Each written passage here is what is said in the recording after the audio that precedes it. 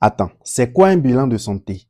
Qui peut faire un bilan de santé et à quoi sert un bilan de santé? Je t'explique tout dans cette vidéo. Alors, bienvenue dans le séminaire de sensibilisation sur les bilans de santé. C'est un programme complet qui vous est offert par l'Institut de bien-être Ezao Prevent International Group. Après avoir suivi cette vidéo, il faudrait que vous puissiez prendre l'engagement capital pour votre santé. Je suis Ézéchiel Romaric Aoyo, biologiste médical, coach, auteur en développement personnel, santé et bien-être. Et comme je le disais, après avoir suivi cette vidéo, prenez l'engagement capital qu'il faut pour votre santé. Chaque partie de cette présentation est précieuse et très importante. Alors, c'est quoi une analyse médicale? Lorsqu'on parle d'analyse médicale, c'est un examen réalisé à partir d'un prélèvement de sang, des urines ou d'autres prélèvements. Vous allez constater que lorsqu'on va vouloir vous faire des analyses, qu'on va faire des prélèvements sanguins dans l'un de ces tubes-là, il y a encore d'autres, des tubes à bouchon jaune, à bouchon vert, il y a tout ça. Mais généralement, c'est dans ces genres de tubes qu'on va vous faire des prélèvements sanguins. Et ces prélèvements sanguins vont servir à faire des analyses. Ces analyses permettent de voir ce qui se passe à l'intérieur du corps, même quand tout semble aller bien. Le corps peut être malade, sans douleur ni aucun signe. Pourquoi il est très important de faire les analyses? Parce que beaucoup de maladies sont silencieuses. Les analyses permettent donc de détecter une maladie tôt, éviter les complications graves et bien d'agir avant que la situation ne devienne urgente ou bien grave. Et on le sait tous, prévenir vaut mieux toujours que guérir. C'est quoi un bilan de santé? Je viens tout à l'heure de vous parler d'une analyse. Alors, lorsqu'on parle de bilan de santé, on veut parler de quoi? Un bilan de santé est un ensemble d'analyses médicales. Et l'ensemble de ces analyses qui constituent un bilan permet d'évaluer l'état général du corps, d'évaluer peut-être l'état du fonctionnement de votre cœur, de vos reins, du foie, si éventuellement il y a un petit bobo dans le sang ou bien si le taux de sucre dans le sang est élevé ou bas. Si éventuellement il y a des infections ou pas et bien d'autres choses qu'on peut évaluer à travers un bilan de santé. C'est un contrôle général de l'organisme. Alors, à quoi sert un bilan de santé? Un bilan de santé sert à détecter les maladies cachées, prévenir les maladies graves, connaître son état de santé réel. Lorsqu'on vous prend là où vous êtes tout de suite, qu'est-ce qui se passe actuellement sur le plan biologique dans votre organisme? Grâce à un bilan de santé, vous pouvez savoir. Un bilan de santé sert également à corriger tôt avec une alimentation équilibrée ou bien un rééquilibrage alimentaire ou bien même un suivi, un problème que vous allez détecter plus tard, qui vont peut-être créer des dommages très graves à la longue. On ne fait pas un bilan de santé parce qu'on est malade, mais on le fait pour rester en bonne santé. Ça veut dire que lorsqu'on parle de bilan de santé, vous êtes très bien portant. Vous venez à l'hôpital et ou bien vous contactez les services, ceux qui s'occupent, les professionnels qui s'occupent des bilans de santé, ou bien vous allez voir votre médecin si vous en avez et vous demandez à ce que vous voulez faire un bilan de santé. Ce n'est pas que vous êtes souffrant ou bien que vous êtes venu à l'hôpital pour une consultation quelconque. Vous venez faire un bilan de santé pour contrôler si est-ce que tout va bien. Est-ce qu'il faut peut-être corriger telle ou telle chose dans l'organisme? J'espère qu'on suit ensemble. Hein? Qui peut faire un bilan de santé? Alors, tout le monde peut faire un bilan de santé. Les hommes, les femmes, les jeunes, les adultes, les personnes actives ou non. Les personnes sans aucun symptôme. C'est de ça qu'il s'agit. La maladie ne prévient pas. Et le bon moment pour faire un bilan de santé, c'est maintenant. Si vous avez fait un bilan de santé il y a déjà 1 an, il y a longtemps, il y a même déjà 8 mois passés, il faut passer à l'action maintenant pour faire un bilan de santé. C'est très important. Alors, n'attendez donc pas la maladie pour être couché sur les lits d'hôpitaux pour commencer par vouloir faire des analyses à l'hôpital. Agissez le plus tôt que possible. Alors, comme je vous le disais au début de cette vidéo, nous allons aborder ce à quoi sert les analyses qu'on vous prescrit à l'hôpital, ce que ces analyses détectent, pourquoi ces analyses sont très importantes, dans un langage simple et accessible à tout le monde. Alors, on y va. Explication de l'analyse PSA totale. Qu'est-ce que ça veut dire? Lorsqu'on vous prescrit une analyse qu'on appelle PSA totale, constatez avec moi que sur l'écran, vous allez voir entre parenthèses homme. Ça veut dire que le PSA s'effectue uniquement chez les hommes. Le PSA est une substance produite par la prostate, sert à vérifier la santé de la prostate, détecte une hypertrophie, inflammation ou un cancer. Important après 40 ans, même sans douleur. Un dépistage précoce sauve beaucoup de vies. Alors, voilà en quelque sorte une image d'une prostate. La prostate, elle est là. Prostate normale. Voilà ce à quoi ressemble une prostate normale. Et constatez avec moi ici que la prostate s'est élargie. L'élargissement de la prostate bloque l'écoulement des urines. Vous allez constater avec moi que l'urètre est en train de se rétrécir parce que la prostate est en train de s'élargir. Ça prend énormément de taille chez cette personne. Là, par exemple, on va dire que cette personne est en train de souffrir d'une inflammation de la prostate. En réalité, quand on parle de prostate, la prostate en elle-même n'est pas une maladie. C'est une glande qui se situe à proximité de la vessie. Maintenant, lorsque la prostate commence par prendre de la taille, bon, généralement dans un langage courant, on dit que la personne est en train de souffrir de la prostate. En réalité, c'est parce que la prostate est en train de prendre une taille donnée et cela commence par entraîner beaucoup de complications, même aller dans les phases de cancer de prostate si rien n'est fait. Alors, on ne va pas rentrer dans beaucoup de détails pour que ça aille vite parce que nous allons parler de pas mal d'analyses dans cette séance de vidéo. Explication de l'analyse toxoplasmose. Quand on parle de toxoplasmose, ça veut dire quoi? Ça sert à rechercher une infection récente très dangereuse pendant la grossesse. Peut provoquer une fausse couche ou une malformation ou une cécité, c'est-à-dire une perte de vue. Et marquons une pause, je disais tout à l'heure, recherche d'une infection récente. Constatez qu'on a dit toxoplasmose IgM. Lorsque ça veut dire, on vous parle de toxoplasmose IgG, ça veut dire que c'est une ancienne infection. Donc là, on a précisé IgM chez les femmes. Donc c'est très dangereuse pendant la grossesse et peut entraîner des fausses couches, des malformations, la cécité, qu'on appelle la perte de vue, des ganglions enflés, des maux de gorge indispensables à faire chez la femme enceinte ou bien les femmes désirant un enfant. La transmission se fait par ingestion de viande, la consommation de viande de mouton, de porc, de bœuf mal cuite, contenant des kystes du parasite. Alors, contact avec des chats, ce qui est courant d'ailleurs. Manipulation de la litière des chats infectés. Lorsque vous êtes en train de manipuler la litière des chats infectés, vous vous exposez à une éventuelle contamination de toxoplasmose. Ou bien si vous entrez en contact avec de la terre, des légumes contaminés par des excréments de chats qui éventuellement sont infectés par ces parasites de toxoplasmose. Alors, évitez tout contact avec les chats infectés pendant la grossesse. Et je sais que vous n'allez pas dire forcément que vous allez commencer par faire les analyses à votre chat. Ce qu'il faut faire, c'est d'éviter tout contact avec les chats pendant la grossesse. C'est très important pour éviter les complications dues au toxoplasmose. Alors, on continue. Explication de l'analyse NFS plus plaquette. Lorsqu'on vous demande une NFS plus plaquette, ça veut dire quoi?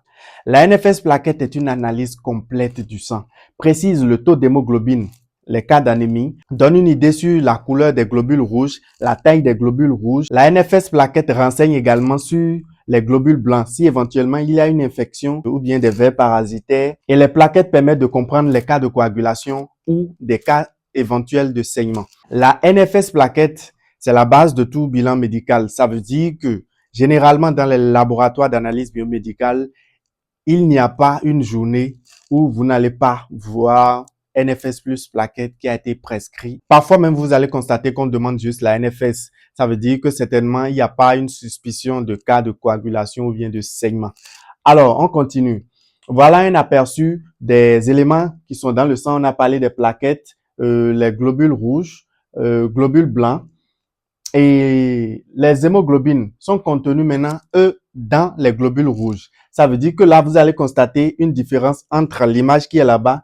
Ici, les globules rouges sont beaucoup plus concentrés. Ça veut dire qu'il y aura beaucoup d'hémoglobine dans le sang de cette personne. Là, on a dit que le sang là est normal. Mais constatez ici que le nombre de globules rouges est bas. Ça veut dire que le taux d'hémoglobine aussi est en train de s'abaisser là-bas. Et quand on parle d'anémie, c'est uniquement lorsque le taux d'hémoglobine de la personne ou bien du patient est bas. Lorsque votre taux d'hémoglobine est bas, on parle d'anémie. Et entre parenthèses, il y a plusieurs types d'anémie. On ne va pas rentrer dans ces détails-là tout de suite. Alors, explication de l'analyse GEDP. Lorsqu'on vous prescrit une analyse de GEDP, ça veut dire quoi? C'est la recherche de protozoaires du plasmodium. Explication quantitative du paludisme. Ça veut dire que grâce à ce bilan, on peut vous dire que oui, vous avez le palu, mais à telle quantité donnée. C'est à 1000 et quelques, c'est à 300 000 et quelques, c'est à 200 000 et quelques, c'est à 10 000, c'est à 8 000. On vous donne une valeur donnée. Au lieu que lorsqu'on vous pique au doigt ici, on vous dit juste que oui, le test est positif ou bien que le test est négatif. Lorsque vous venez au laboratoire et qu'on vous fait un prélèvement sanguin, on vous donne avec précision un résultat qui vous situe sur la valeur, la quantité de protozoaires plasmodium qui est présent dans votre sang lors du prélèvement sanguin. Alors, nous voyons un peu les symptômes du paludisme, la fièvre qui peut parfois aller au-delà de 41 degrés. La fatigue, l'anémie, l'ictère, les maux de tête intenses, les douleurs musculaires, les nausées. Vous voyez un peu quelques images de tout ce qu'on a dit tout à l'heure, les diarrhées, les nausées, maux de tête, vomissements, tout. Et je pense que vous avez une idée de ça parce que le palu est beaucoup plus fréquent en Afrique à cause de l'affluence des moustiques, les coins d'eau sales qui sont un peu partout. Et je pense bien que d'ici peu de temps, ça va s'améliorer. Et le conseil qu'on peut vous donner, le meilleur des conseils, c'est de dormir sous moustiquaire les soirs. Lorsque vous voulez vous coucher, faites l'effort de dormir sous moustiquaire. Ça vous évite les contacts avec les moustiques et d'être en train de traîner avec tous ces symptômes dont on a parlé tout à l'heure. Alors, explication de l'analyse Haslo. Lorsqu'on parle d'Haslo, l'Haslo montre une ancienne infection au streptocoque. Ce sont des genres de bactéries ou bien une infection mal soignée. Peut toucher le cœur ou les articulations. Utile en cas de douleur inexpliquée. Je vous donne un exemple. Vous sentez des douleurs dans votre articulation. Vous faites le taux de calcium. Le taux est normal. Vous vérifiez le taux de magnésium. Le taux est normal. Vous vérifiez les paramètres d'ionogramme. Tout est normal. Vérifiez ce test Haslo. C'est probable que ce soit positif. Parce que lorsque ce test est positif, vous pouvez ressentir d'énormes douleurs dans l'organisme. Vous pouvez ressentir d'énormes douleurs dans vos articulations. Alors, voilà un aperçu des streptocoques. Ce sont des bactéries. Et nous, on recherche dans votre sang les anticorps anti-streptolysine O. Ça veut dire Haslo.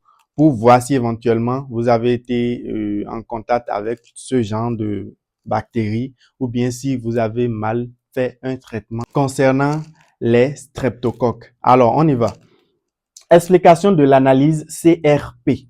Que veut dire la CRP? Ça veut dire protéine C réactive. Indique une inflammation ou une infection. Lorsque vous êtes en phase d'inflammation ou bien en phase d'infection, le test de CRP va se montrer positif et la valeur monte quand le corps lutte. Lorsque votre défense immunitaire est mobilisée, cette valeur peut commencer par s'élever. Si rien n'est fait, permet d'agir rapidement avant les complications. J'espère qu'on se comprend. Alors, voilà un peu d'autres paramètres qui peuvent faire en sorte que la valeur de la CRP va commencer par s'élever. Les cas de septicémie, par exemple. Et je veux vous donner une anecdote. Et la toute première fois que moi, j'ai découvert la septicémie, genre de façon réelle, que je suis face à un cas, on était au laboratoire, la personne, son nombre de blanc, on ne pouvait pas. Les globules blancs du patient étaient, ça ne dit pas son nom. La valeur normale des globules blancs ne doit pas dépasser 8000. mais je vous dis que le patient était dans des valeurs de 600 000, quelque chose comme ça. Lorsqu'on a passé l'échantillon sur l'automate, ça a dit non, ça ne pouvait pas lire. Donc, on devait aller manuellement. On a commencé par faire la dilution du sang du patient. Nous, on était en train de faire ce travail quand le superviseur reçoit un appel que le patient a déjà rendu l'âme. C'était déjà trop tard. Vous n'avez pas besoin d'attendre ces genres de complications avant de passer à l'action. Vous devez faire ces genres d'analyse, contrôler votre NFS parce que pour connaître la valeur des globules blancs, on a vu ça dans la NFS plus plaquette. Lorsque vous faites la NFS plus plaquette, vous avez toutes ces valeurs. Vous n'avez pas besoin d'attendre un cas de septicémie. Et vous voyez comment les choses sont liées quand les globules blancs sont en train d'être élevés. J'ai dit une production anarchique des globules blancs. Ça induit maintenant une élévation de la valeur de la CRP. La CRP peut s'élever en cas d'un cancer, d'autres infections, de l'obésité, l'athérosclérose, du diabète de type 2, de la cardiopathie ou bien même des réactions allergiques. Explication de l'analyse SDW, sérodiagnostic de Vidal. Alors, sert à diagnostiquer les fièvres typhoïdes ou bien paratyphoïdes causées par l'ingestion d'eau d'aliments contaminés par les bactéries Salmonella typhi ou paratyphi. Pour ceux qui ont déjà fait leur test de fièvre typhoïde une fois, si le test est positif, vous allez constater qu'on va vous mettre en conclusion. Présence d'arguments sérologiques en faveur d'une salmonellose à paratyphi ou bien typhi. Je veux simplement dire que les bactéries Salmonella typhi ou paratyphi sont responsables de la fièvre typhoïde. Et par rapport aux symptômes de la fièvre typhoïde, nous avons les fièvres inexpliquées, les maux de tête, les maux de ventre, les douleurs abdominales, diarrhée, constipation et même les cas d'asthénie. Alors, c'est juste pour insister sur les douleurs abdominales parce que lorsque la fièvre typhoïde est négligée ou bien maltraitée, vous allez constater à des moments que les douleurs abdominales vont commencer par persister. Et le seul conseil meilleur qu'on peut vous donner, c'est de maintenir une hygiène alimentaire et corporelle. Parce que vous ne pouvez pas contracter la fièvre typhoïde si vous n'avez pas été en contact avec le germe Salmonella typhi ou bien paratyphi. Alors, lavez les mains régulièrement, prenez soin. Ceux qui aiment beaucoup prendre la salade, tout ça, prenez soin, lavez très bien tout ça avant de commencer par les consommer. Ceux qui n'aiment pas laver les fruits, vous prenez les fruits chez les bonnes dames ou bien au marché et vous commencez par consommer. La fièvre typhoïde est en train de sourire lorsque vous faites ça.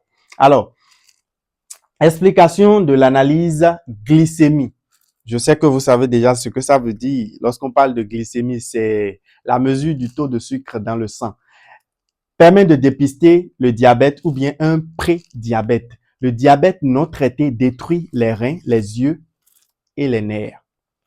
Alors, voilà quelques symptômes du diabète. Lorsque vous sentez la fatigue, une soif intense, vous buvez de l'eau. Après quelques temps, c'est tout comme si vous avez encore soif. Vous devez encore en prendre. Et vous buvez de l'eau, vous avez des soifs répétées. Vérifiez votre taux de glycémie. Alors, il y a aussi les faims exagérés. Vous mangez, quelque temps, vous mangez, vous avez toujours faim. Vérifiez votre taux de glycémie. Des pertes de poids involontaires. Vous n'avez pas déclenché un programme de perte de poids. Vous n'avez pas un régime spécial, mais vous constatez que vous avez commencé par perdre de poids. Vérifiez votre taux de glycémie le plus tôt que possible. Vous sentez des étourdissements, des urines abondantes. Vérifiez votre taux de glycémie. Vous êtes toujours dans des conditions d'irritabilité. Vérifiez votre taux de glycémie à temps. Alors, là, ce sont les complications. Lorsque vous négligez le diabète, ça vous amène dans des cas de paralysie faciale. Là, c'est une personne qui n'arrive plus maintenant, incapacité à fermer la paupière. Les yeux sont ouverts, mais il y a une difficulté à pouvoir fermer les yeux. Constatez ici que la bouche de cette personne est un peu irrégulière. Ça veut dire que les nerfs n'arrivent plus à maintenir la bouche dans la position qu'il faut. Affaissement de la bouche. Ce sont des complications que je ne vous souhaite pas. La glycémie ne coûte pas cher. Allez dans un centre de santé. Dites que vous voulez vérifier votre taux de glycémie ou bien dites que vous voulez vérifier votre taux de sucre dans le sang. Vous voulez faire le test de la glycémie. Simplement, on vous fait le test. Si c'est élevé, voilà, évitez telle chose tranquillement et vous suivez les règles qu'il faut. Alors, ne restez plus dans l'ombre. Agissez tôt quand il est temps. Explication de l'analyse HbA1c. Si vous êtes diabétique, certainement vous connaissez déjà cette analyse. Alors, montre la moyenne de sucre sur 3 mois. Plus fiable que la glycémie seule. Ça veut dire que même si vous faites votre taux de glycémie, on vous dit que c'est normal, vous pouvez aller faire ce test et la valeur sera élevée parce que c'est une vérification sur 3 mois antérieurement. Ça veut dire que l'analyse de l'hémoglobine glyquée peut vous révéler que oui, votre taux de glycémie a été élevé auparavant sur l'intervalle de 3 mois antérieurement. Alors, indique si le diabète est bien contrôlé ou pas. Évite les cas de complications graves. Lorsque vous êtes en phase de diabète, on vous prescrit régulièrement l'analyse d'hémoglobine glyquée pour faire un suivi. Est-ce que tout va bien? Est-ce que votre condition s'améliore? Alors, explication de l'analyse urémie. Ah, vous allez comprendre tout à l'heure pourquoi j'ai dit ah. Alors, on y va. Mesure les déchets dans le sang. Indique si les reins fonctionnent bien. Un problème rénal est souvent silencieux. Et voilà un aperçu de nos reins. Vous avez compris pourquoi j'ai dit ah. Alors, on y va. Explication de l'analyse créatininémie. En réalité, lorsqu'on vous demande l'analyse urémie, on accompagne ça souvent de l'analyse créatininémie. Ce n'est pas toutes les fois, mais généralement, les deux vont de pair. Vous allez comprendre pourquoi. C'est parce que la créatininémie évalue la capacité des reins à filtrer les déchets, détecte une insuffisance rénale. C'était justement pourquoi je disais ah. Essentiel avant les stades réversibles. Ça veut dire qu'il y a un niveau où quand vous atteignez ce niveau, il n'y a pas marche en arrière. Alors, voilà un peu un aperçu que quand on parle d'insuffisance rénale, ça concerne les reins. Voilà un signe qui n'est pas à négliger. On parle d'œdème. Lorsque vous constatez ça, courez immédiatement, allez à l'hôpital pour demander que vous voulez faire votre test d'urémie et de créatininémie. La première fois que moi j'ai réellement vu ce cas, bon, je dis cela parce que je voyais, mais le jour où j'ai vraiment pris conscience de la gravité de ça, c'est lorsque j'ai reçu un patient, c'est une personne très respectable que je connais. La personne vient transporter. Bon, déjà, la personne n'arrivait pas à marcher pour venir à l'hôpital. La personne a été transportée vers la clinique où j'étais et on m'a appelé pour faire le prélèvement. Je fais le prélèvement. Et pendant le prélèvement, le médecin faisait ses gestes. Le médecin essayait d'appuyer ses pieds pour voir si est-ce que sa peau va se relâcher. Et on constatait que la peau ne se relâchait pas. Ça créait plutôt des trous façon lorsque le médecin appuyait. Plus il appuyait, ça faisait des trous un peu partout. Et pendant ce temps, moi, j'ai fini le prélèvement, j'étais reparti au laboratoire. J'ai fait le bilan de santé pour le monsieur. La créa était très élevée. Et je vous rassure que je pense dans l'intervalle de 4 jours, le monsieur a rendu l'âme parce que les valeurs qu'on avait trouvées, c'est juste pour ne pas commencer par donner des résultats pendant cette séance. Sinon, la valeur était très élevée. Quand vous voyez ça, ça ne veut pas forcément dire que c'est un cas d'insuffisance rénale.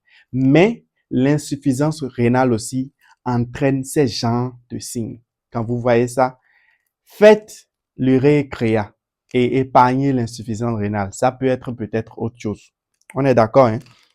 Lorsque la complication de l'insuffisance rénale est déjà là, on vous parle de dialyse. Vos reins n'arrivent plus à filtrer. Donc, c'est une machine qui va commencer par filtrer les déchets dans votre sang. C'est ce processus qui est en cours comme ça. Je pense que vous n'allez pas souhaiter aller commencer par payer cher pour ça. Ça coûte, hein, c'est toute une fortune et c'est chaque 2 semaines, je pense bien. Chaque 2 semaines, vous êtes là-bas pour faire les dialyses, les séances et c'est encore douloureux. L'analyse de créatininémie coûte combien? urémie coûte combien? Et vous laissez pour aller subir ces genres de cas. Je ne dis pas que tout le monde va subir les cas de dialyse parce que ces gens n'ont pas fait leur bilan. Il y a d'autres complications qui peuvent amener certaines personnes à être en train de suivre des cas de dialyse. Mais pour une personne qui, par négligence, n'a pas fait son analyse de l'urémie ou bien de créatininémie, c'est déplorable. Levez-vous le plus tôt que possible. C'est le meilleur conseil que je peux vous donner. Alors, ceux qui aiment retenir les urines, vous avez envie d'aller aux toilettes. Vous dites que vous êtes occupé ou bien que bon, j'attends un peu, je finis rapidement ce que je fais, je vais me lever pour aller là-bas. Arrêtez-moi ça. Arrêtez-moi ça. Vous avez envie d'aller aux toilettes, allez aux toilettes. Libérez-vous. J'espère que vous n'avez pas envie de commencer par dépenser toute une fortune à l'hôpital. Alors, explication de l'analyse cholestérol total. Lorsqu'on parle de cholestérol total, l'analyse cholestérol total désigne la mesure des graisses ou bien des lipides dans le sang. Son essai favorise les cas d'AVC ou bien d'infarctus, permet une prévention alimentaire. Si après l'analyse de votre taux de cholestérol, on constate que le taux est élevé, on peut vous faire une recommandation de prévention alimentaire. Réduisez votre consommation en huile et faites telle chose ou telle chose. Cela permettra à ce que le taux va s'abaisser, ce qui vous évite les risques d'AVC ou bien d'infarctus. Alors, parlant des cholestérol, nous avons un aperçu. Les choses qui sont en jaune ici, ce sont les cholestérols. Maintenant, on va voir tout à l'heure c'est quoi le bon et c'est quoi le mauvais cholestérol. L'analyse HDL, cholestérol HDL, ça veut dire quoi? C'est le bon cholestérol. Protège les artères. Plus il est élevé, mieux c'est, sans pour autant dépasser les normes. Alors, quand on parle de cholestérol LDL, là, c'est le mauvais cholestérol. Ce sont ces cholestérols qu'on a vu tout à l'heure avec l'image où la couleur jaune, c'était en train d'essayer de boucher les artères. Plus tard, cette personne aura des complications de la circulation du sang parce que le sang ne va pas trouver la voie pour bien circuler. Alors, favorise les maladies cardiaques. Vous avez constaté que c'était au niveau du cœur. Alors, explication de l'analyse triglycérides. Lorsque vous faites un bilan lipidique, vous allez constater qu'on va vous demander cholestérol total, cholestérol HDL, cholestérol LDL, triglycérides. C'est tout ça qui forme le bilan lipidique. Qu'est-ce que c'est les triglycérides? Ce sont les graisses liées à l'alimentation stockées dans les tissus adipeux pour fournir de l'énergie. Généralement, quand j'entends ça, je dis simplement que c'est la réserve énergétique que nous avons. Lorsque vous avez une alimentation trop sucrée ou bien vous consommez trop d'alcool, vous aimez beaucoup plus la sédentarité, vous êtes toujours assis, vous ne faites pas les mouvements, vous ne faites pas le sport. Et si vous êtes diabétique, si vous êtes en phase d'obésité ou encore les cas d'hypothyroïdie, les maladies rénales hépatiques ou encore la consommation de certains médicaments. Ce sont des facteurs qui favorisent l'augmentation du taux de triglycérides. Et c'est dangereux pour le cœur. Risque de maladies cardiovasculaires, d'AVC ou bien d'artériopathie. Explication de l'analyse amylasémie. Qu'est-ce que ça veut dire? L'amylase, c'est une enzyme digestive du pancréas et des glandes salivaires dans le sang. Une élévation hyperamylasémie indique principalement une pancréatite aiguë, mais aussi des atteintes des glandes salivaires ou des troubles rénaux. Les symptômes incluent par exemple des vives douleurs abdominales, des nausées, ou bien même des vomissements. Ça veut dire que lorsque vous avez ces symptômes, ça ne veut pas forcément dire que c'est uniquement la fièvre typhoïde. Même quand votre taux d'amylase est élevé, ça peut induire ces symptômes. On est d'accord? Alors, explication de l'analyse calcium. Je sais que vous connaissez le calcium, mais qu'est-ce que c'est? Alors, on y va. Mesure du taux de calcium dans le sang permet d'évaluer la santé des os, du cœur, des glandes parathyroïdes. Un déséquilibre du taux de calcium dans le sang peut entraîner des crampes, la fragilité osseuse, la fatigue, des fourmillements au niveau des doigts ou bien même des lèvres, la peau sèche, les ongles qui sont cassants, la confusion. Parfois, vous déposez quelque chose ici, vous vous retrouvez là-bas et être en train de chercher la même chose pendant que vous êtes un peu confus ou bien confuse, vous êtes dans la confusion. Un déséquilibre du taux de calcium peut entraîner ça. Alors, la perte de mémoire ou encore les soifs intenses. C'est important à tout âge, que vous soyez bébé ou bien une personne adulte, une vieille personne. Le taux de calcium est à vérifier par moment. C'est très important. Vous voyez tout ce que ça peut entraîner comme complication s'il y a un déséquilibre. Vous êtes d'accord avec moi que tous ces petits bobos ne sont ni bons pour un enfant ni pour une personne adulte. Vous êtes d'accord? Voilà un peu, on a essayé de récapituler les symptômes lorsque le taux de calcium est bas dans le sang. Les douleurs sont localisées à ces endroits-là. Alors, on y va. Explication de l'analyse magnésium. Souvent, quand on parle de calcium, on parle de magnésium. C'est la mesure du taux de magnésium dans le sang. Quand on parle de magnésémie, mesure du taux de magnésium dans le sang. C'est un minéral anti-stress. Les personnes qui aiment beaucoup vivre dans le stress, c'est votre partie. Alors, venez. Minéral crucial pour les muscles, le cœur et le système nerveux. Ensuite, son déséquilibre va entraîner la nervosité. Vous êtes toujours nerveux. La fatigue intense, les crampes, les paupières qui sautent et irritabilité, anxiété, vertige, palpitations, perte d'appétit, difficulté à s'endormir, maux de tête, tremblements ou bien même les spasmes. Vous voyez, lorsqu'il y a un cas de déséquilibre au niveau du magnésium, tout ce que ça peut entraîner.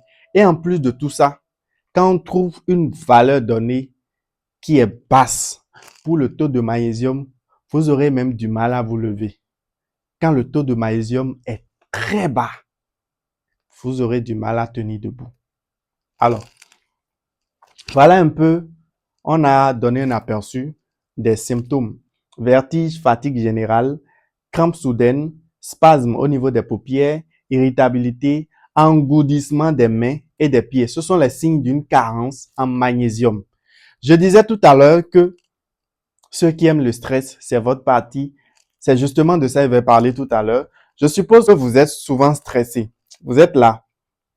Quand vous déclenchez le stress et que vous vous mettez dans un état de stress, l'organisme commence par faire une sécrétion d'adrénaline et de cortisol. Ensuite, cela va libérer les magnésium des cellules et s'ensuit les contractions musculaires et ensuite la fuite des magnésiums, soit aussi par l'élimination urinaire.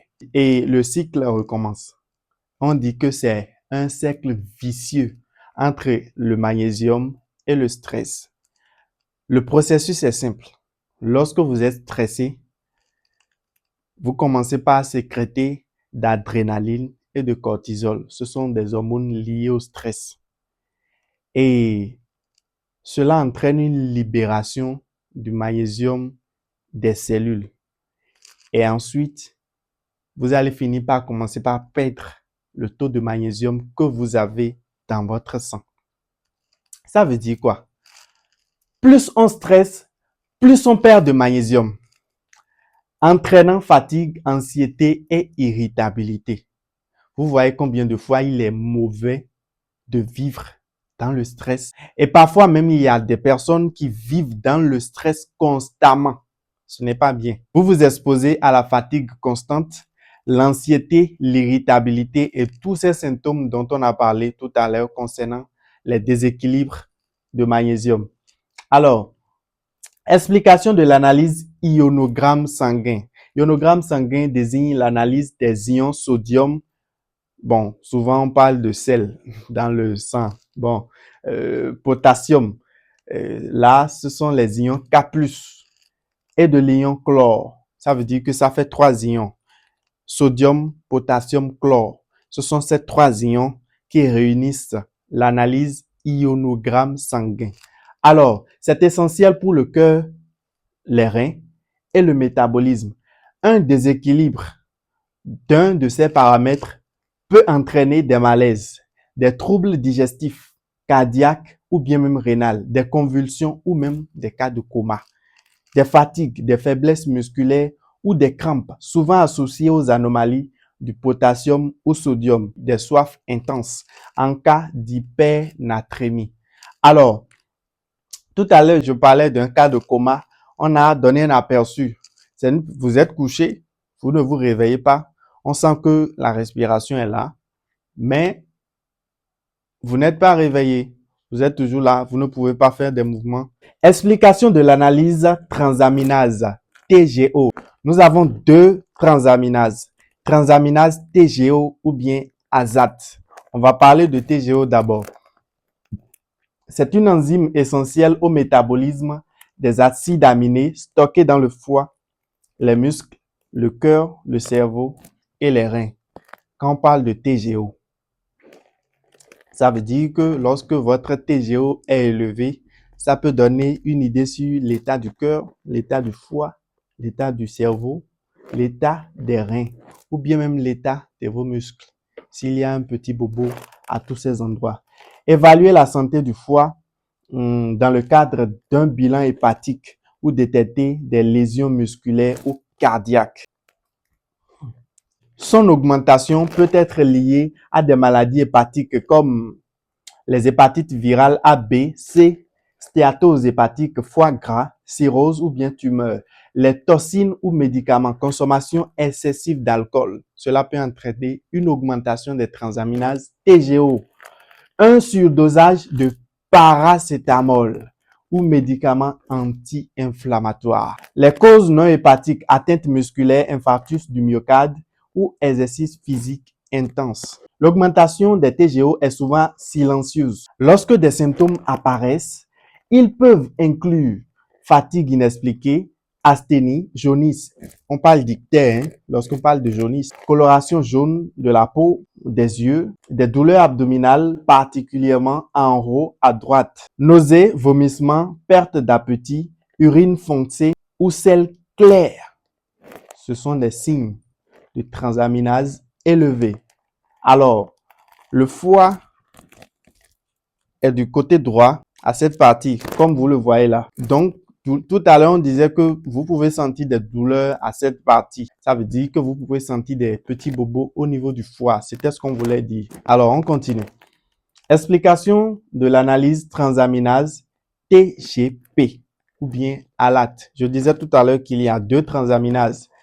Transaminase TGP, enzyme très spécifique au foie. Lorsque TGP est élevé, ça veut simplement dire qu'il y a un bobo forcément au niveau du foie. Point.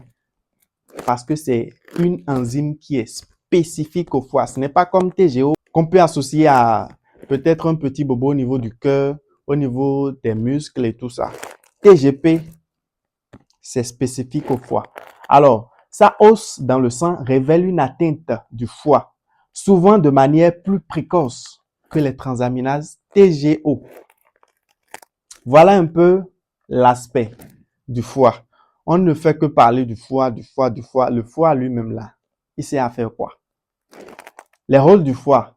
Le foie facilite la digestion, permet de stocker des éléments indispensables à l'organisme, permet le métabolisme des protéines, lipides et glucides. Vous voyez l'importance du foie, la production de la bile, l'élimination des déchets, organe essentiel et polyvalent.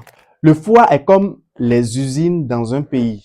Vous imaginez un peu la Chine avec toute son industrie, la force que la Chine a à cause de son industrie. C'est comme ça que vous êtes fort quand votre foie est en bonne santé. Quand le foie n'est pas en bonne santé, vous êtes faible. Alors, on continue. On parlait des transaminases TGP.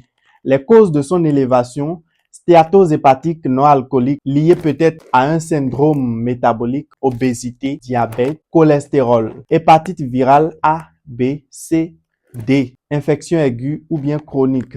L'alcool, la consommation excessive d'alcool peut entraîner aussi une élévation du taux de transaminase TGP. Les médicaments toxiques. Bon, on veut parler des causes toxiques concernant les médicaments.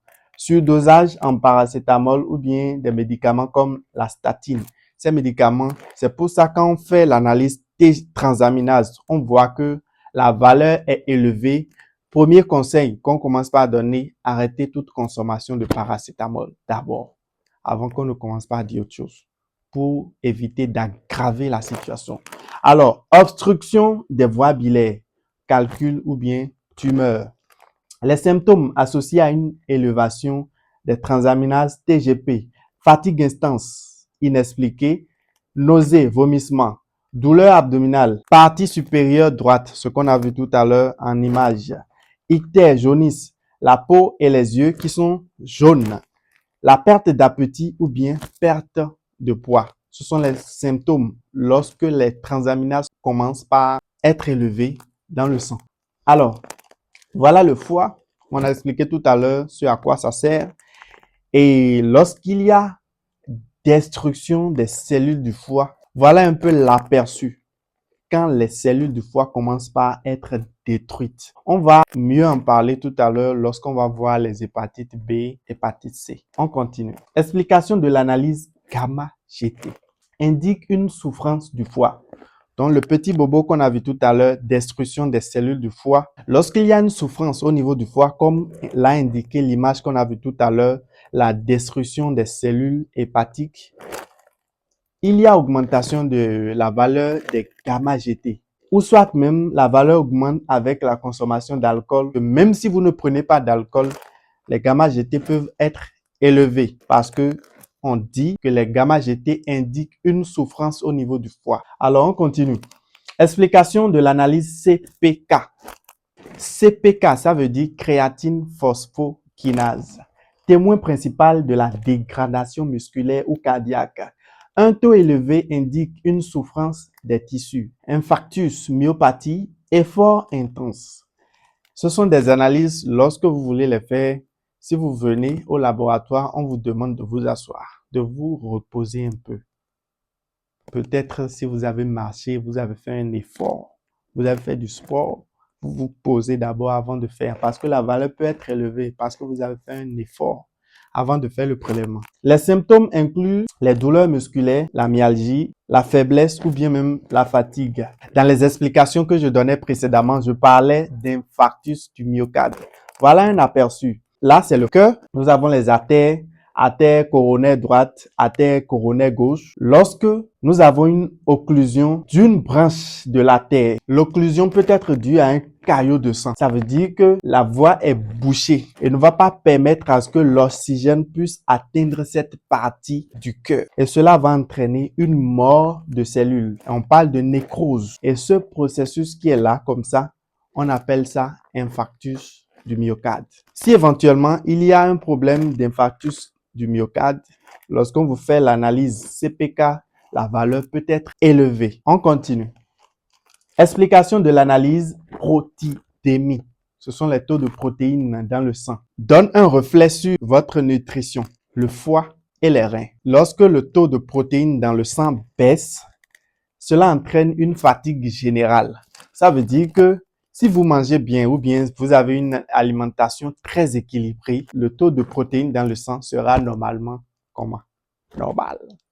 Mais si vous mangez tout ce que vous voulez, vous négligez peut-être les protéines, vous mangez ce que vous voulez, ce qui passe par la tête, le taux de protéines dans le sang sera déséquilibré. Alors, pour avoir une meilleure alimentation, savoir quoi manger, quoi limiter, je vous recommande de vous abonner à Santé et Bien-être by Ezao Prevent. Nous donnons des astuces pour vous orienter à mieux améliorer vos repas, équilibrer les repas. Nous vous présentons des programmes qui vont vous permettre de mieux prendre soin de vous grâce aux compléments alimentaires. Les bénéfices de ces compléments alimentaires, nous en parlons également. Les erreurs à éviter et des témoignages. Alors, explication de l'analyse acide urique. L'acide urique est un déchet produit par la dégradation des purines, par l'alimentation ou bien même des cellules. Concernant l'acide urique, vous pouvez entendre acide urique ou bien uricémie. Si la valeur d'acide urique est élevée, on parle d'hyperuricémie. Cela est lié à une alimentation excès de viande rouge, les fruits de mer, l'alcool, l'obésité et l'insuffisance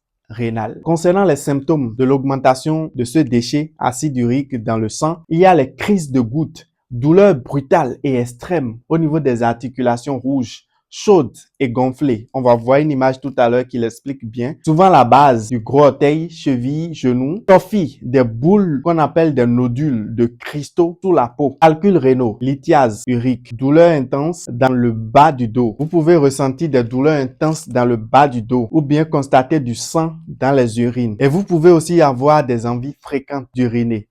Alors, lorsque je parlais de la goutte tout à l'heure, ce sont les cas de dépôt d'acide. C'est ça qui est symbolisé là. Ce que vous voyez à l'écran, c'est les dépôts d'acide urique à cette partie que nous appelons la goutte. Est-ce que ça suit? Ok, on continue. Lorsque l'acide urique est élevé chez une femme enceinte, c'est très grave. C'est un risque de pré-éclampsie ou d'hypertension gravidique chez la femme enceinte, surtout dès le 3e trimestre. Le taux élevé, bien que parfois dû à des vomissements ou une déshydratation, signale une possible souffrance fœtale ou rénale. On continue.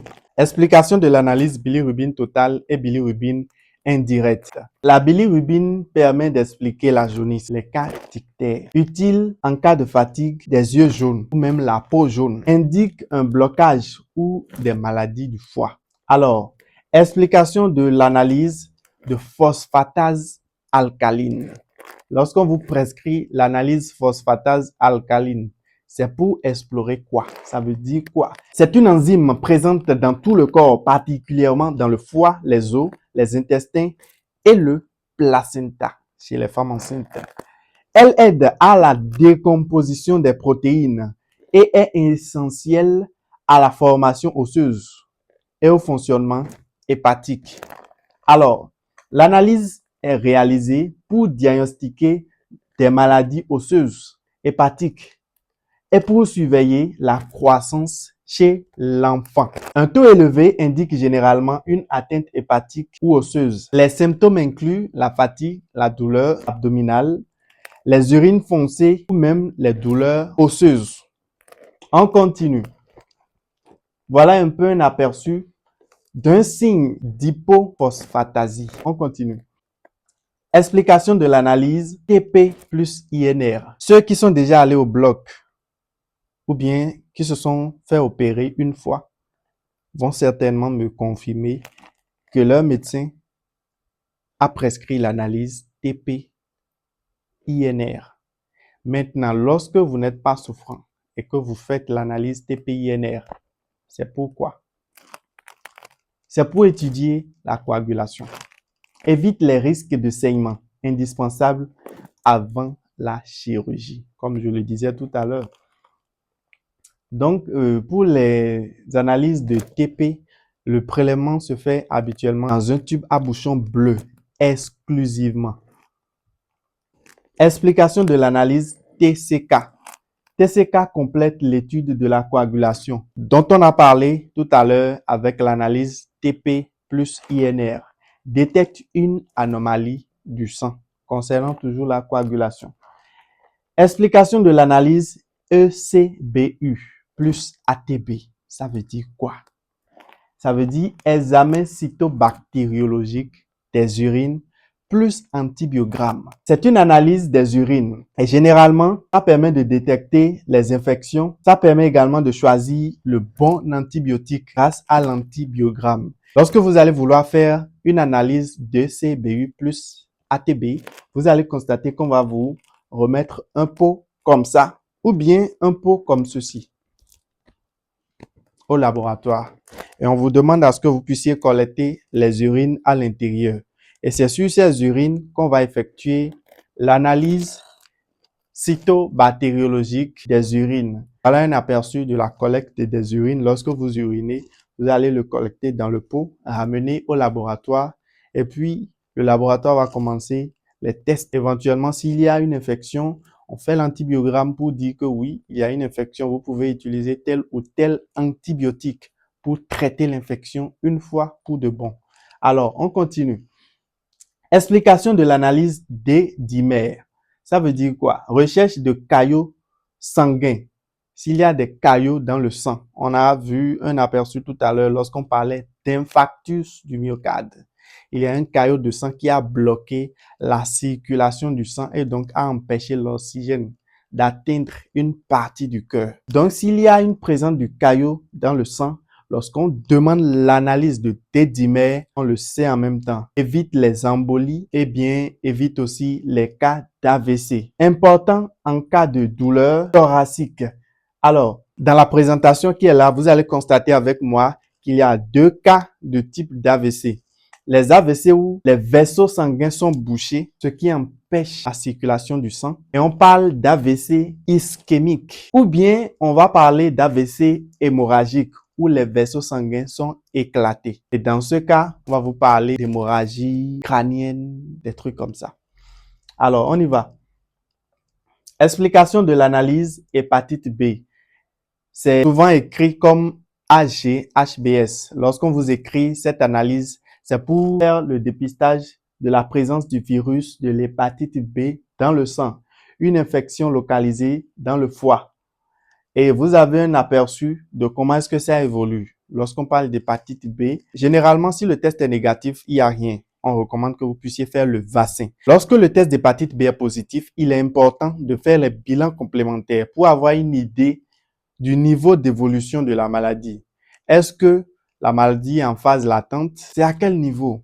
Ce sont les bilans complémentaires qui permettent de connaître ça. Grâce au dosage de la charge virale, par exemple, les bilans comme transaminase, TGO, TGP, les antigènes HBE, anticorps anti-HBE, anticorps anti-HBS, vous vérifiez tous ces paramètres. Ça va permettre d'avoir une idée. Voilà, les transaminases sont là. Et je ne suis pas rentré dans les explications des cours parce que ce n'est pas pour ça qu'on est là.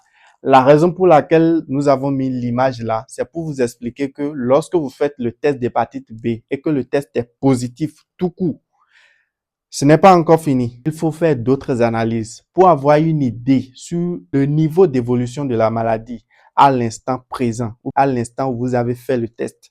Ce n'est qu'à partir de là que vous saurez si vous pouvez infecter quelqu'un ou pas. Si vous êtes en train de faire la maladie ou pas, ce sont les bilans complémentaires qui vont vous orienter. Alors, les causes de l'hépatite B, ça peut être transmis par les fluides infectés ou bien le sang. Les fluides, on veut parler de la salive, même des sueurs. Ça dépend de la charge virale au niveau du patient. Si la charge virale est très élevée, même la sueur peut contaminer quelqu'un d'autre. C'est pour ça qu'il disait que quand on fait le test d'hépatite B et que le test est positif, il faut faire les bilans complémentaires avant de parler. Parce qu'une personne qui n'a pas une charge virale élevée et que peut-être sa charge virale est indétectable, sa sueur a de très faibles chances de contaminer quelqu'un juste au contact comme ça. Alors, concernant les symptômes, l'hépatite B est souvent asymptomatique au début. Sinon, vous allez ressentir la fatigue, la jaunisse, les douleurs au niveau de l'abdomen. Si vous commencez par sentir ces signes, vous pensez peut-être à la fièvre typhoïde, au palu, pensez aussi à l'hépatite B. Vérifiez, c'est important. Alors, on y va. Explication de l'analyse hépatite C. On a parlé d'hépatite B, ça veut dire que c'est le virus de l'hépatite B. Hépatite C, ça veut dire que c'est une infection due au virus de l'hépatite C. C'est pour ça qu'on a dit hépatite C. Alors, une infection virale du foie transmise par le sang. On a dit tout à l'heure que pour l'hépatite B, ça peut être transmise par le sang, par les fluides infectés. Par rapport à l'hépatite C, c'est une infection qui est transmise par le sang. Alors, souvent asymptomatique aussi, elle peut causer une fatigue chronique, une jaunisse ou bien des dommages hépatiques graves comme les cas de cirrhose ou bien les cas de cancer. Alors, nous allons voir un aperçu d'un foie sain. Lorsque le foie est sain, c'est à quoi ça ressemble. Maintenant, quand il y a une présence d'hépatite, il y a deux cas. Dans les premières semaines qui suivent, l'hépatite peut évoluer vers la phase aiguë et le foie peut se régénérer tout seul et vous êtes guéri de l'hépatite. Mais lorsque l'hépatite persiste plus de 6 mois déjà, on parle d'hépatite chronique qui peut plus tard évoluer vers une cirrhose si rien n'est fait. Et de cette phase peut évoluer maintenant vers un cancer de foie si rien n'est fait. C'est pour ça qu'il est très important de vérifier ces paramètres et de savoir ce qu'il faut faire à temps pour éviter les cas de cancer de foie. Je ne veux pas rentrer dans les détails. Alors, explication de l'analyse TPHA, tréponema Palladium hémagglutination A. Cette analyse permet de dépister la syphilis, une infection sexuellement transmissible et silencieuse. J'insiste beaucoup sur le mot silencieuse parce que lorsqu'une personne a une infection concernant la syphilis, c'est toujours silencieux jusqu'au jour où ça devient grave. Alors, chers hommes, si vous constatez qu'il y a des petits boutons qui apparaissent sur la verge, ça peut être dû à une infection liée à la syphilis. Et le germe responsable, je disais tout à l'heure, ce sont les Treponema pallidum. On a essayé d'agrandir pour que vous ayez un aperçu de ce à quoi ça ressemble. Ce sont les petits bobos là qui apparaissent sur la tête de la verge, qui sont parfois très douloureux. Alors, ce sont des signes à ne pas négliger. On est d'accord, hein? Ce n'est pas des signes qu'on néglige comme ça. Explication de l'analyse VDRL, Venereal Disease Release. Alors, ça confirme une syphilis active. Lorsque vous faites le test de TPHA et que le test est positif, on vous demande de confirmer si la syphilis est active en faisant l'analyse VDRL. Ça permet de savoir si vous avez une infection qui est active. Permet de faire un suivi du traitement. On est d'accord, hein? Ça suit. Voilà un symptôme à ne pas négliger en cas de syphilis. Vous voyez comment la main se présente. On continue. Explication de l'analyse chlamydia. C'est une infection sexuellement transmissible, fréquente et silencieuse, très silencieuse, et elle cause l'infertilité. Je vous informe que le traitement est simple si vous faites tôt le bilan. Alors, on continue. Voilà un aperçu. C'est un signe à ne pas négliger lorsqu'une femme commence par sentir des douleurs au niveau de son bas-ventre ou bien au niveau de l'appareil génital ou bien à l'intérieur. C'est des signes à ne pas négliger. Ce peut être une infection due au chlamydia. Voilà une seconde image qui illustre comment est-ce que ça se manifeste chez l'homme. Chez l'homme, il peut y avoir des écoulements blanchâtres et chez la femme, il peut y avoir des formations de petits nodules ou bien ça prend parfois de taille ou bien de la plaie à l'intérieur de l'appareil génital. Ce sont des signes à ne pas négliger. Explication de l'analyse TSH. Ce sont des hormones. TSH, c'est une hormone produite par l'hypophyse pour réguler la glande thyroïde. Elle agit comme un messager pour dire à la thyroïde de produire des hormones T3, T4. Un taux élevé de l'hormone TSH suggère une hypothyroïdie qui peut se manifester par la fatigue, les prises de poids ou bien la frilosité. Alors, un taux bas de l'hormone TSH suggère une hyperthyroïdie qui peut s'expliquer par une perte de poids, la nervosité ou bien les cas de tachycardie. Voyons un peu, grâce à cette image, c'est quoi la thyroïde? Voilà, nous avons là notre thyroïde qui est là. C'est la glande thyroïde qui est là, comme ça. Là, c'est normal. Fonction thyroïdienne normale chez cette personne. Maintenant, lorsque cette glande que nous appelons la thyroïde commence par prendre de la taille, ça s'explique par ce que nous appelons le goitre. Et c'est ce que vous allez constater généralement lorsque cette partie commence par prendre de la taille chez certaines personnes. Voilà.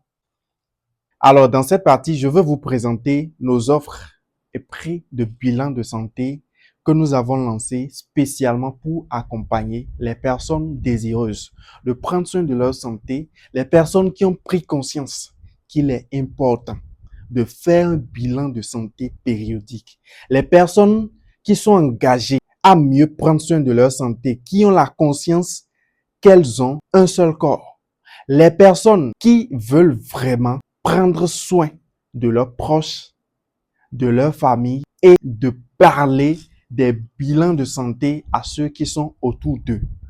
C'est spécialement pour ces personnes que nous avons proposé ces offres et prix de bilan de santé. Ces offres sont orientées pour les personnes qui sentent des douleurs, qui se posent beaucoup de questions sur leur santé depuis plusieurs mois, plusieurs années, plusieurs semaines, mais qui n'ont pas une réponse. Mais aujourd'hui, vous avez la possibilité, dans un délai court, de pouvoir faire ces bilans de santé. Alors, ce sont des offres de bilan complet, de bilan essentiel et de bilan rapide.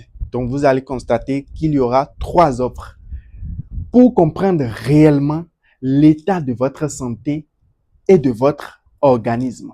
Des analyses ciblées pour détecter les déséquilibres invisibles qui peuvent plus tard commencer par vous déranger, vous amener à commencer par faire des dépenses excessives. Ce sont des offres exceptionnelles pour faciliter l'accès à la prévention.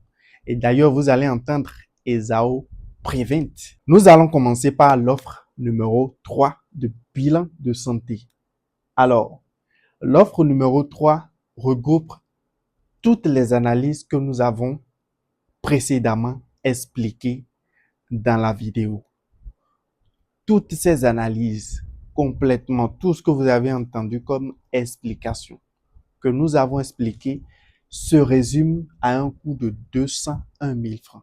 Vous avez la possibilité, dès cet instant, vous regardez la vidéo, de pouvoir faire ce bilan complet à 170 500 francs, regroupant les bilans métaboliques, bilan rénal, bilan hépatique, bilan infectieux complet. Et toutes les analyses expliquées précédemment, comme je l'ai dit, prostate, amylase, CPK, l'état du foie, l'analyse des urines, la coagulation, l'hémoglobine glyquée, les caillots de sang, les infections sexuellement transmissibles, les cas d'anémie, si éventuellement il y a une septicémie, une multiplication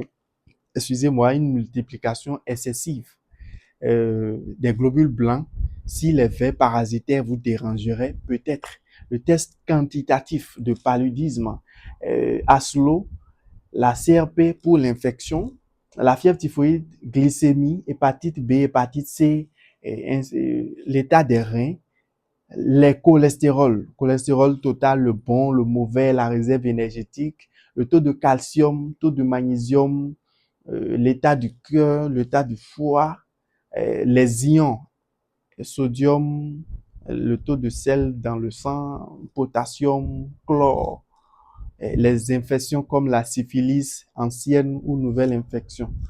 Tout ça est résumé dans le pack numéro 3. L'offre numéro 2 de bilan de santé.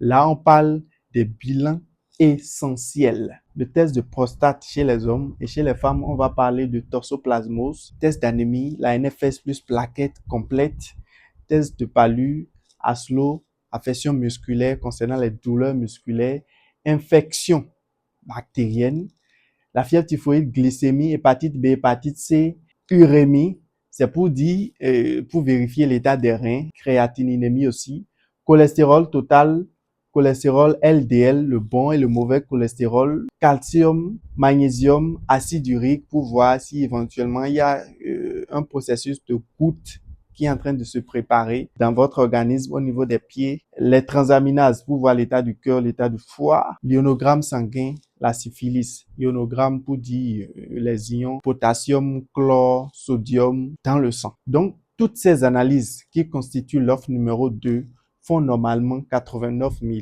À compter de cet instant jusqu'au lundi prochain à 15h00, vous pouvez faire ce bilan dès aujourd'hui à 63 000 francs. Offre numéro 1 de bilan de santé. Qu'est-ce qu'il y a dans ce pack de bilan? Alors, nous l'avons appelé bilan rapide.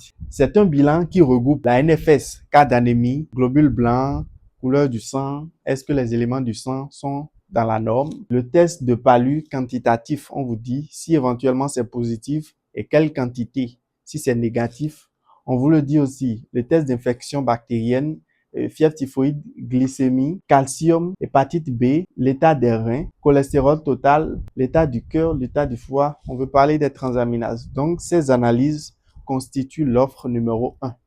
Et le prix normalement qui était à 37 000, vous pouvez le faire à 20 000 francs. À partir de cet instant jusqu'au lundi à 15h00, l'offre est bouclée. Nous l'avons spécialement fait, comme je vous l'ai dit, pour vous dire qu'il est temps de passer à l'action, pour accompagner ceux qui sont prêts à prendre soin de leur santé, de le faire de façon réelle. Pourquoi faire un bilan de santé maintenant? Parce que les maladies évoluent en silence. Plus on attend, plus ça devient compliqué. Et je sais que vous le savez. Le traitement est plus simple au début que lorsque vous attendez que les complications soient tellement, parfois même c'est irréversible. Vous dépensez juste qu'à un moment. Vous dépensez, mais il n'y a pas retour. Après les dépenses, la mort suit. Est-ce qu'il faut attendre ce stade avant de faire un bilan de santé? Je pense que non. Le coût est moins élevé quand on agit tôt. Ce sont les raisons pour lesquelles il est important de faire son bilan de santé maintenant. Attendre, c'est prendre un risque inutile pour votre santé. Alors, nous proposons un service de bilan de santé mobile. Nous pouvons envoyer une équipe chez vous, faire un prélèvement à domicile, au bureau ou sur votre lieu de travail. Ce sont des personnels de santé qui peuvent vous aider à gagner du temps dans un confort maximal. Service discret, rapide et professionnel. Alors, lorsque les résultats sont prêts, nous faisons alors une explication des résultats de votre bilan de santé. Les résultats sont expliqués simplement et en toute confidentialité. Nous avons mis confidentialité au rouge parce que c'est très important. Votre résultat appartient à vous et à vous seul. Et les informations concernant le bilan de santé concernent que vous et vous seul. Alors, si éventuellement il y a des constats qui ont été faits, s'il y a des déséquilibres, on vous donne des orientations vers un spécialiste mieux placé s'il le faut, selon votre situation. Accompagnement nutritionnel grâce aux compléments alimentaires. Il y a des compléments alimentaires. Nous avons parlé tout à l'heure de calcium, d'anémie, infertilité, obésité, des trucs comme ça. Il y a des compléments alimentaires certifiés, fabriqués en Malaisie, qui peuvent vous aider à mieux prendre soin de vous et éviter tous ces petits bobos. Si éventuellement vous en avez besoin, nous vous les proposons et vous pouvez en prendre pour mieux prendre soin de vous. Alors, nous vous proposons également un guide alimentaire simple. C'est un livre. Ce livre va vous permettre de savoir quoi manger, quoi limiter et même en fonction de votre groupe sanguin. C'est plus de 40 maladies qui ont été citées, orientées en détail comment est-ce que vous pouvez gérer votre alimentation. Dans quel aliment vous pouvez retrouver la vitamine A, vitamine B, vitamine C, vitamine D, vitamine B12, les formes de vitamines, de nutriments dont l'organisme a besoin. Vous avez les aliments avec les sources, le bénéfice que ces aliments vous apportent. Comment est-ce que vous pouvez faire le mix pour pouvoir les consommer? Vous avez aussi des orientations pour pouvoir vous suivre. Si peut-être vous avez des insomnies, comment est-ce que vous pouvez vous programmer? Aujourd'hui, qu'est-ce que je fais? Demain, qu'est-ce que je fais jusqu'à ce que je me retrouve complètement hors de l'insomnie? Si peut-être vous avez besoin d'un rééquilibrage alimentaire, nous avons préparé un programme dans ce livre qui va vous permettre de pouvoir suivre votre alimentation de façon claire et nette. Si vous le comprenez, vous allez passer à l'action et ce sera super bien pour votre santé. Une personne qui est en bonne santé, c'est un pays qui est en marche vers un développement puissant et exponentiel. Alors, nous vous proposons également un rééquilibrage efficace de votre organisme. Ça, c'est un service personnalisé. Ce n'est plus que vous vous retrouvez seul face à vous-même pour pouvoir décider de quel aliment consommer, quoi limiter. On vous suit. Alors, si vous faites vos bilans de santé tôt, vous pouvez éviter ces cas à vos progénitures. Là, nous voyons un enfant qui est en train de faire une crise de drépanocytose. La douleur était tellement intense qu'on a dû soulever une grosse brique pour déposer sur l'enfant, pour pouvoir soulager l'enfant. Est-ce que vous-même, vous souhaitez être dans une condition pareille? Pourquoi infliger ces genres de douleurs aux enfants. Une seule analyse pouvait vous mettre à l'abri et mettre ces enfants à l'abri. Parce que lorsqu'ils sont dans cette condition, vous n'allez pas bien dormir. C'est vrai que vous allez dépenser. Déjà, il faut faire les dépenses, mais vous ne serez pas à l'aise. Ça peut affecter votre productivité sur le plan professionnel, personnel, familial, social, même dans votre relation de couple. Ça peut affecter la relation. Juste ces genres de conditions. Alors, vous pouvez éviter cette situation en faisant votre bilan de santé maintenant. Alors, les conséquences de ne pas faire de bilan de santé. Découvrir la maladie trop tard, comme pour cet enfant. C'est parce que l'enfant était né qu'on a découvert que bon, sa situation est comme ça. Si les parents avaient fait les analyses tôt, il n'y aurait pas ce genre de situation. On est d'accord, hein? Les dépenses médicales élevées. J'en ai parlé tout à l'heure. Arrêt de travail.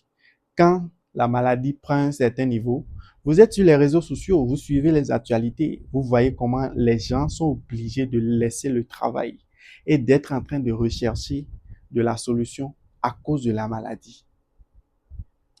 Prenez soin de vous. Je suis très sérieux par rapport à ça. Vous avez des souffrances inutiles. Vous souffrez pour rien, alors que vous pouvez faire un bilan de santé pour savoir ce qui en est. Qu'est-ce qu'il faut faire pour être à l'abri? Vous devenez un risque pour votre famille parce que vous êtes souffrant. Vous n'avez peut-être pas les moyens. La famille est obligée d'intervenir. Et parfois même, c'est compliqué parce qu'on dit que non, bon, voilà quoi. Vous en savez quelque chose. Vous devenez comme un poids pour la famille. Vous pouvez éviter tout ça. Et vous-même, vous avez normalement des rêves que vous devez réaliser. Et pour réaliser ces rêves, atteindre vos objectifs, vous avez besoin d'être en bonne santé, n'est-ce pas? Et pourquoi ne pas faire votre bilan de santé maintenant? Alors, beaucoup de ces situations sont évitables. Je vous l'ai dit tout à l'heure. Faire son bilan de santé, c'est un acte de responsabilité envers soi-même, envers sa famille, envers son travail. Une bonne santé permet une vie stable et productive. Je pense que j'en ai parlé tout à l'heure même. Alors, quand faire un bilan de santé? Quand on se sent fatigué sans raison, il faut faire un bilan de santé. Quand on travaille beaucoup, il faut faire un bilan de santé. Avant ou après 30 ans à 40 ans, il faut faire un bilan de santé. Avant qu'une maladie n'apparaisse, ça veut dire qu'il faut anticiper pour faire un bilan de santé. D'autres personnes le font chaque année, d'autres personnes le font par trimestre, d'autres c'est par 6 mois, d'autres le font chaque 3 mois, ainsi de suite. Vous choisissez votre périodicité en fonction peut-être, quand vous faites un premier bilan, en fonction des résultats. Il y a certaines analyses qui vont vous obliger à faire peut-être des bilans à des périodes réduites. Ça dépend de votre état de santé lorsque vous faites le bilan de santé.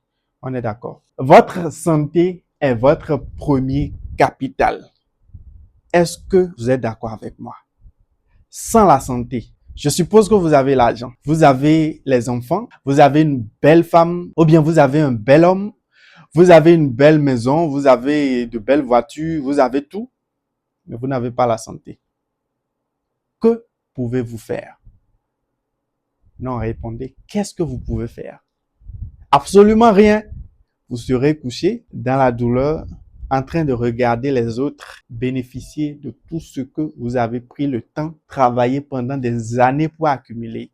Vous pouvez être en train de travailler et prendre soin de vous. Et c'est ça la lutte que nous avons. Nous voulons avoir des jeunes qui travaillent, qui sont conscients, mais qui prennent soin de leur santé. Nous voulons voir des entrepreneurs qui prennent soin de leur santé, quand bien même ils sont occupés au travail. Nous ne voulons plus voir des entrepreneurs qui sont bloqués, travail, boulot, toute la journée, rentrer à la maison, dormir, manger, et puis rentrer encore au boulot, négligeant leur santé. Ça affecte même le chiffre d'affaires. Vous pouvez être en train de faire toutes choses en prenant soin de vous. Alors, Ce bilan de santé aujourd'hui peut vous éviter de graves problèmes ou des dépenses demain. Prenez la décision maintenant. Agir maintenant, c'est agir tôt. Et nous avons fait notre bilan de santé. Et vous, avez-vous déjà fait votre bilan de santé?